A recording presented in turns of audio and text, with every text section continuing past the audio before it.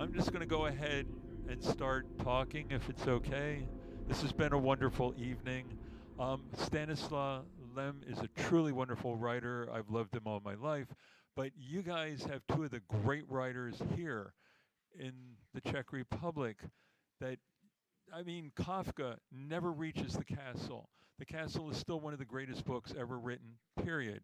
The Good Soldier Schweik, in which at the end he notices that they're going over newly laid railroad track and there's arms and legs protruding and ends up surrendering and not going to war. Those are two of the great books. So it's great to look to the future, but I really think that from the beginning of time, human beings. I'm going to go with the Greeks. I love the fact that there's a balance between eros and thanatos, that life and death are in balance.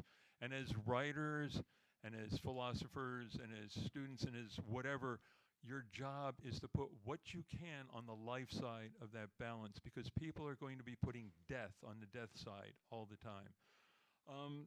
What I'm basically, I think, supposed to do is I'm going to read you very short poems while they're setting up while the band is setting up, hopefully, right? So these are just short poems to get us through time. And hopefully, I've had about 4 or 5 white wines. They're wonderful people back there. Please go back, thank them, tip them.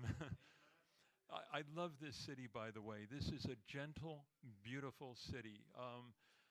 Unfortunately, I come from a country that is an empire in decline.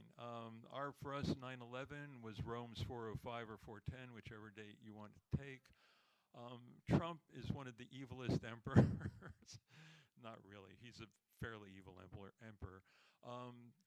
We're going through a really interesting period, and I apologize for anything America does. Sorry. Weekend. The day is warm and bright. We lie in the sun, sipping our drinks, our fingers barely touching. There's going to be a lot like that. They're all short. Philosopher at the picnic. I think I'm starting to like you, she says. Hey, you don't really know me, I reply, adjusting my glasses. I get a little amorous, and I run into a philosopher. She laughs, unwrapping another sandwich. That's what they're like. Sorry. Brief, silly poems. Love songs. I know a lovely lady with a generous heart. Together we read Leonard Cohen's poems. Turn off the lights and lower the shade, she laughs. This bed's about to sail. I fire up my laptop, filling the room with music.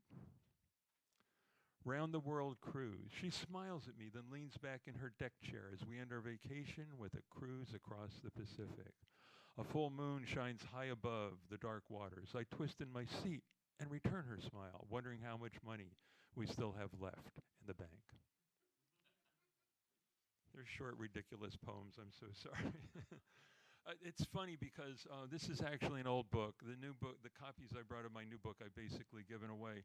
Shalom Newman, who is a Czech citizen, as well as an American citizen, is marvelous. And if you see his work anywhere, please check it out.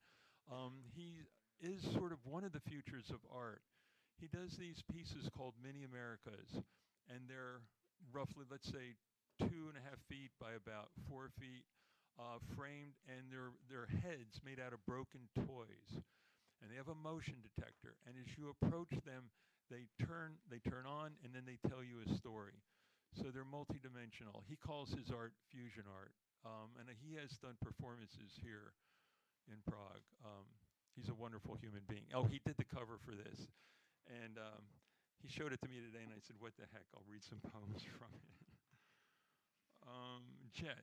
Sitting on the edge of his plastic wading pool, our kid plays in the water. Far above him, thin white contrails stretch across the sky, reaching for the horizon. It's supposed to be a sad poem because the jets, of course, represent a bad thing. Sorry. Our father left the family sailing away to America on a rusting freighter. I can picture him sitting on the deck in a spindly wooden chair reading a thick French novel, Proust, perhaps. And I can imagine him tossing the book overboard in frustration, putting diamonds briefly in the sea. the traveler. Leafing through travel brochures, he plans a vacation country by country. He has been unlucky in love. A wife, 2 children, and several in-laws populate his past like bright souvenirs. Sitting in his armchair, he navigates the world. Oh, Sigmund, surprised by joy, because I guess Freud does mean joy, doesn't it? To some degree or another, I think. My German, meine Deutsch ist nicht sehr gut, sorry. Sigmund, surprised by joy. Sigmund, a thoughtful child, transcribes his dreams on his bedroom wall using a purple crayon. When he plays with his die-cast cars, pushing them across the rug, he can't help but hear the music of the spheres.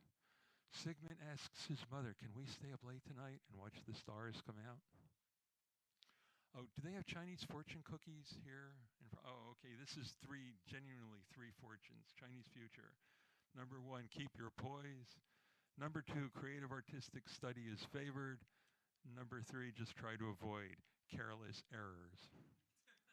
It was actually three of those in a row. Sinbad discovers Manhattan Island. Weaving through the haze, wary gulls avoid his gaze. They're short. Oh, my last name, my father was German, my mother was Polish. They were World War II. It was an interesting childhood. My last name is sort of a play on the city of Kolm in Germany, Cologne. So this is called Death in Köln. It's the umlauts. I love the umlauts. After the air raid, I buried my friends under bouquets I rescued from a burning church. Before the revolution, National Guardsmen dressed in riot gear surround the twisted wreckage of our president's shiny black limousine. His private jet, clearly labeled Trump, taxis down the runway, then slowly ascends, turning towards Russia. And I really think he would go there if he could. Oh well. Are we getting close? Because tell me when to sit down, and I will sit down gladly. I'm good. Oh, this was from reading. If you guys get a chance, you should really read about the fall of Rome. You should read about the later Roman emperors and all that stuff. It's very meaningful. History does it's cyclical. It's not really cyclical because population increases, so it's a spiral. But we keep hitting those same points. The Emperor's Vacation. My tears disturb the dust of that fiery month of August, a month as oppressive as Caesar himself. My suburban villa is in ruins, and my intestines portend nothing good, only ill. Oh, the Romans used to check intestines. You know about that, right? They did. Cut people open and check them out. I was a benevolent despot, but the Goths have thrown me out. Can you believe it? The shadows of the crucified follow me as I trudge down the Appian Way toward the Isle of Capri. Is this then truly the end of an artist of such stature as I? We love the Romans. Oh, this is, pardon? Yes. Oh, this is a poem from New York. I am really old, and I lived in the Lower East Side of Manhattan back in the 70s. I really am old. The city was on fire then, and if you guys ever do travel to New York City, all those little gardens in the East Village were buildings that burned down. From 70 to 75, almost all the way up to 80, there were fires constantly in the East Village. And I worked in a bookstore. We'd hear the fire trucks, we'd go out, we'd see the flames. There were landlords who wanted to get, to make money because nobody was renting their buildings. There were junkies who nodded out. And then the other thing junkies would do is they would take the metal out, put it in shopping carts, and scavenge it. This is called pipe equals life.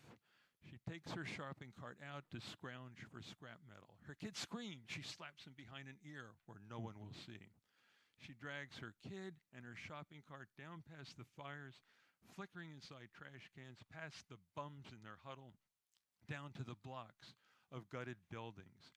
She measures the worth of copper pipe better than any plumber.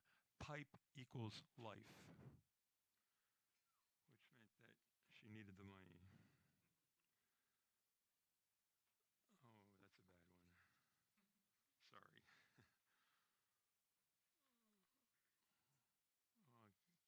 No, this is a bad one too, but I'll do it. Still alive and kicking.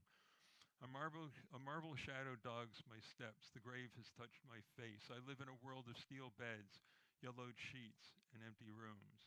I shun all male visitors, though I never seem to hesitate if they're of the other sex. I linger in the cafeteria, slowly chewing my food, my hand on my crotch, tucked from sight as I fantasize about forbidden embraces under cloud-cloaked skies. I'll start getting near the end, I have a feeling, right?